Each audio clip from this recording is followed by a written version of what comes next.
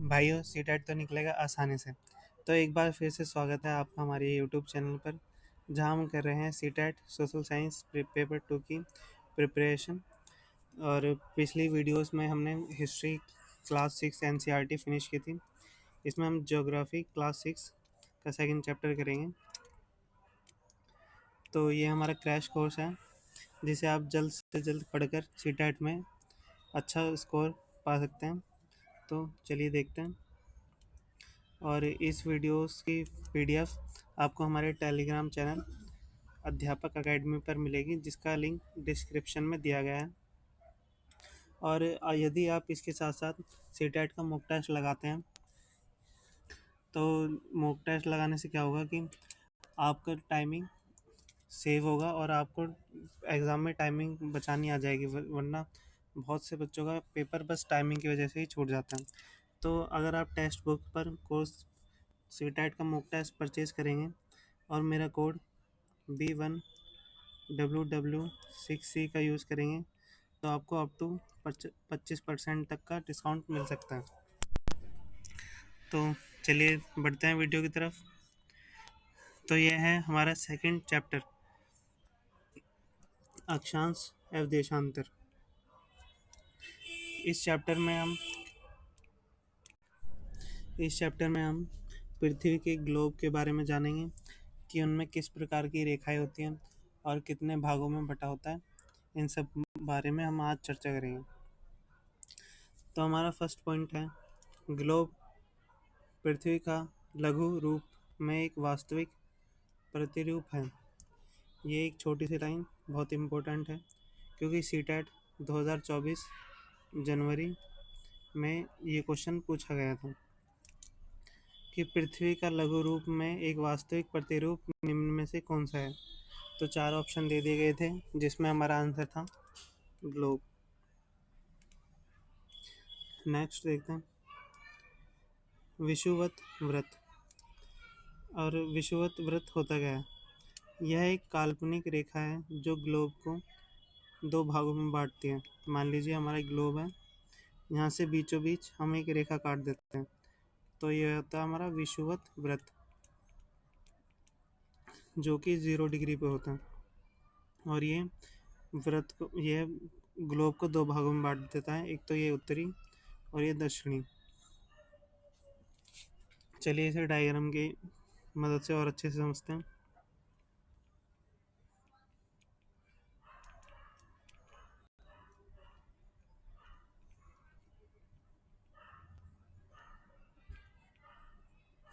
यह है हमारा विषुवत व्रत, आप देख पा रहे होंगे। ये जो बीच में लाइन है, ये वाली है हमारी विषुवत रेखा। ये क्या है? 0 डिग्री। और ये व्रत को 2 भागों में बांट देती है ग्लोब को, एक तो उत्तरी और दूसरा दक्षिणी। चलिए आगे देखते हैं। अब आती है हमारी अक्षांश रेखाएं। तो अक्षांश रेखाएं क्या होती हैं? वह काल्पनिक रेखाएं जो पूर्व से पश्चिम की ओर विषुवत व्रत के समांतर ध्रुव तक खींची गई हैं, और इनकी लंबाई अलग अलग होती है। ये इंपॉर्टेंट है, इसमें 2 पॉइंट है। यह पूर्व से और पश्चिम की ओर खींची जाती हैं और इनकी लंबाई अलग अलग होती है। तो इसे डायग्राम की तरफ से देखते हैं। तो इसमें अक्षांश कौन सा है हमारा? अक्षांश है हमारा ये वाली, ये लेटी वाली लाइन जितनी भी हैं, ये सब हमारा अक्षांश कहलाता है। और ये खींची कैसे जाती हैं? ये पूर्व से पश्चिम की तरफ। और हमारा एक पॉइंट था कि इनकी लंबाई अलग अलग होती है, क्योंकि विषुवत व्रत जो 0 डिग्री पर है, इसकी लंबाई, इस अक्षांश की लंबाई अधिक होती है। और ये जो बिल्कुल एंड पर है, जो ध्रुव पर है हमारा, इसकी लंबाई बहुत कम होगी। तो इसलिए इन सब की लंबाई अलग अलग होती है, और ये लंबाई इनकी कम होती चली जाती है जब ये ध्रुव की तरफ बढ़ती चली जाती हैं। आई होप आपको समझ में आ गया होगा। अक्षांश रेखाएं देख सकते हैं इसमें भी, ये सभी अक्षांश रेखाएं। और देशांतर रेखाएं क्या होती हैं? जो हमारी खड़ी हुई होती हैं, जो लंबी लंबी जा रही होती हैं, उन्हें हम देशांतर रेखाएं कहते हैं। नेक्स्ट, अक्षांश रेखाओं को समांतर रेखाएं भी कहा जाता है। तो अक्षांश रेखाओं का दूसरा नाम है समांतर रेखाएं। नेक्स्ट, 0 डिग्री अंश अक्षांश विषुवत वृत्त को दर्शाता है। तो 0 डिग्री किसको दर्शाता है? विषुवत वृत्त, मतलब विषुवत वृत्त भी एक अक्षांश ही होता है जो 0 डिग्री से दर्शाया जाता है। आगे कुछ महत्वपूर्ण अक्षांश डिग्री जो कि पेपर के लिए बहुत महत्वपूर्ण है। तो हमारा उत्तरी ध्रुव होता है 90 डिग्री उत्तरी पर, और दक्षिणी ध्रुव होता है 90 डिग्री दक्षिणी पर। और कर्क रेखा है हमारी उत्तरी गोलार्ध में 23.5 उत्तरी, और मकर रेखा होती है हमारी दक्षिणी गोलार्ध में 23.5 दक्षिणी। और विषुवत वृत्त के 66.5 उत्तर में उत्तरी ध्रुव व्रत होता है हमारा, और विषुवत रेखा के 66.5 दक्षिण में दक्षिणी ध्रुव। तो चलिए इन्हें देखते हैं डायग्राम की हेल्प से। तो हमारा कर्क रेखा कहाँ है? यह विषुववृत्त के उत्तर में 23.5 उत्तर की तरफ। और मकर रेखा ये विषुवत वृत्त के दक्षिण में, और यह 23.23 पॉइंट। नेक्स्ट, और उत्तरी ध्रुव है हमारा 66.5 पर, और दक्षिणी ध्रुव है हमारा 66.5 दक्षिण पर। नेक्स्ट देखते हैं पृथ्वी के ताप कटिबंधन, मतलब इसमें ताप के आधार पर पृथ्वी को बांटा गया है। तो चलिए देखते हैं। इसमें पहला होगा उष्ण कटिबंधीय, फिर हमारा शीतोष्ण, और फिर होगा हमारा शीत कटिबंध। तो इन तीनों को देखते हैं। उष्ण कटिबंधीय, तो कर्क रेखा व मकर रेखा के बीच सूर्य वर्ष में एक बार दोपहर में सिर के ठीक ऊपर होता है, इसलिए इस क्षेत्र में सबसे अधिक ऊष्मा होती है और उष्ण कटिबंधीय क्षेत्र कहलाता है। देखते हैं, यह है मकर रेखा और कर्क रेखा के बीच। तो ये रही हमारी मकर रेखा और ये रही हमारी कर्क रेखा, और सूर्य हमारा यहाँ चमकता है। तो इस क्षेत्र में हमारी बहुत गर्मी पड़ती है, तो इसे क्या कहा जाता है? उष्ण कटिबंध। तो पेपर में क्वेश्चन आया था कि उष्ण कटिबंधन का क्षेत्र निम्न में से किन के बीच पड़ता है? तो हमारा आंसर है कर्क रेखा और मकर रेखा। नेक्स्ट, शीतोष्ण कटिबंध, ध्रुव की तरफ सूर्य की किरणें तिरछी हो जाती हैं, और इस प्रकार उत्तरी गोलार्ध में कर्क रेखा एवं उत्तर ध्रुव व्रत तथा दक्षिण गोलार्ध में मकर रेखा एवं दक्षिण ध्रुव व्रत के बीच वाले क्षेत्र का तापमान मध्य रहता है। तो इसे भी डायग्राम की हेल्प से समझते हैं। तो आप देख सकते हैं ये रही हमारी मकर रेखा और यह है हमारी कर्क रेखा। तो मकर रेखा और दक्षिणी ध्रुव व्रत, ये हमारा दक्षिण ध्रुव व्रत है। तो इन दोनों के बीच, मकर रेखा और दक्षिण ध्रुव व्रत के बीच होता है हमारा शीतोष्ण। और उत्तरी गोलार्ध में कौन सा होता है? ये कर्क रेखा और उत्तरी ध्रुव व्रत के बीच ये वाला भी हिस्सा शीतोष्ण कहलाता है। यहाँ तापमान मध्य रहता है इन दोनों के बीच। अब है हमारा शीत कटिबंध। उत्तरी गोलार्ध में उत्तर ध्रुव व्रत एवं उत्तरी ध्रुव तथा दक्षिण गोलार्ध में दक्षिण ध्रुव व्रत और दक्षिण ध्रुव के बीच क्षेत्र बहुत ठंड होती है, क्योंकि यहाँ बर्फ पड़ती रहती है। देखते हैं, तो इसमें क्या कहा गया है कि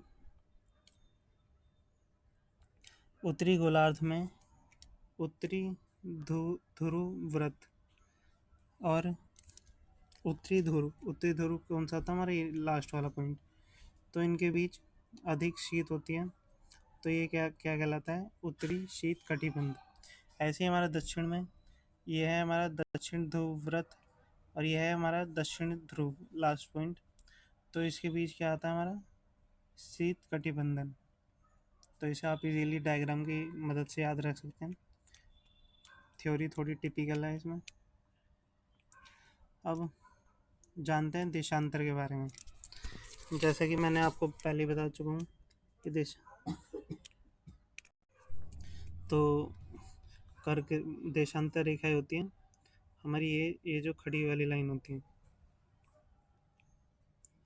आपको इजीली समझ में आ जाए, इसलिए ऐसी लैंग्वेज का यूज़ करना पड़ रहा है।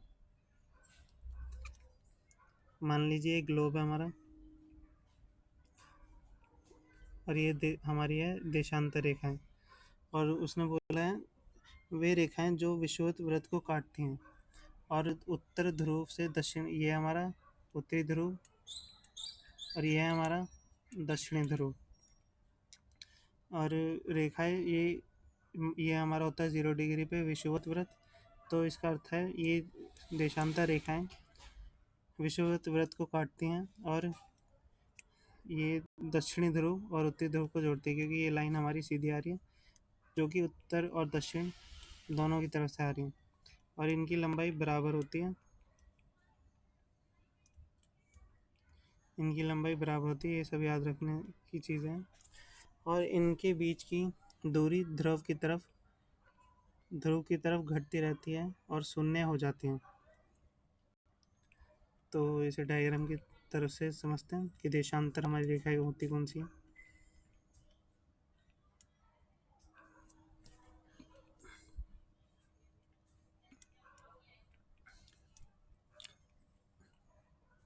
ये है हमारी देशांतर रेखाएं जो लंबी लंबी हैं, जो मतलब अर्थात खड़ी हुई हैं। और हमारा विषुवत वृत्त कौन सा, ये रहा 0 डिग्री। तो ये विषुवत वृत्त को काटती हैं, फर्स्ट पॉइंट, और इनकी लंबाई समान होती है, सेकंड पॉइंट, और ध्रुवों की तरफ ये मिलती चली जाती है और इनका गैप बीच में कम होता चला जाता है। तो ये रहा हमारा थर्ड पॉइंट। तो चलिए आगे देखते हैं।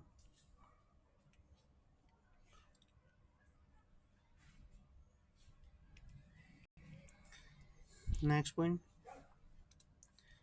ग्रीनविच ब्रिटिश राज की वेधशाला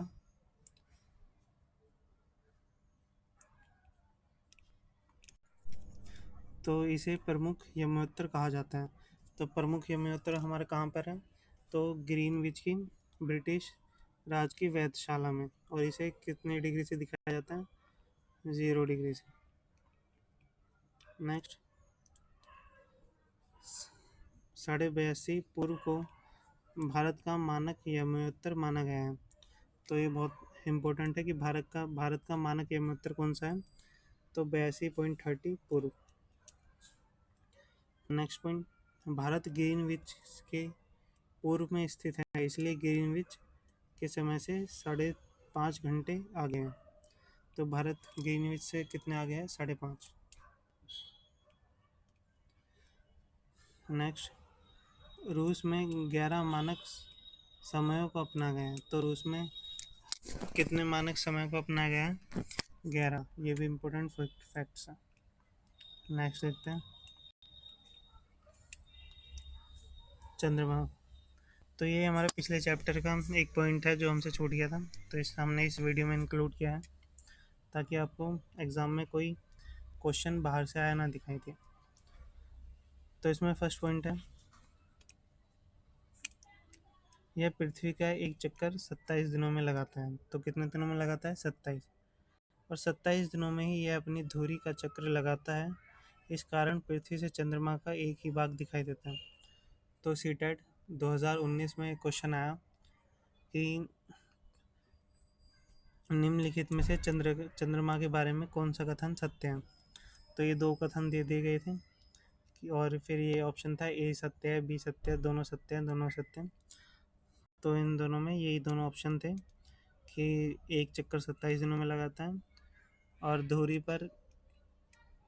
अपनी धुरी पर 27 दिनों में भी चक्कर लगाता है, और इस कारण चंद्रमा का पृथ्वी से केवल एक भाग दिखता है। तो ये हमारा इम्पोर्टेंट था, इसलिए हमने इसे भी इंक्लूड किया। आई होप आपको हमारी वीडियो अच्छी लगी होगी, तो इसे आप अपने दोस्तों के साथ शेयर कर सकते हैं। और हम दावे के साथ कह सकते हैं कि हमारी इन वीडियोस के अलावा सीटेट में बाहर से कुछ नहीं पूछा जाएगा। तो हाँ, ऐसी और वीडियो देखने के लिए हमारे चैनल को सब्सक्राइब, शेयर और लाइक ज़रूर करें। धन्यवाद।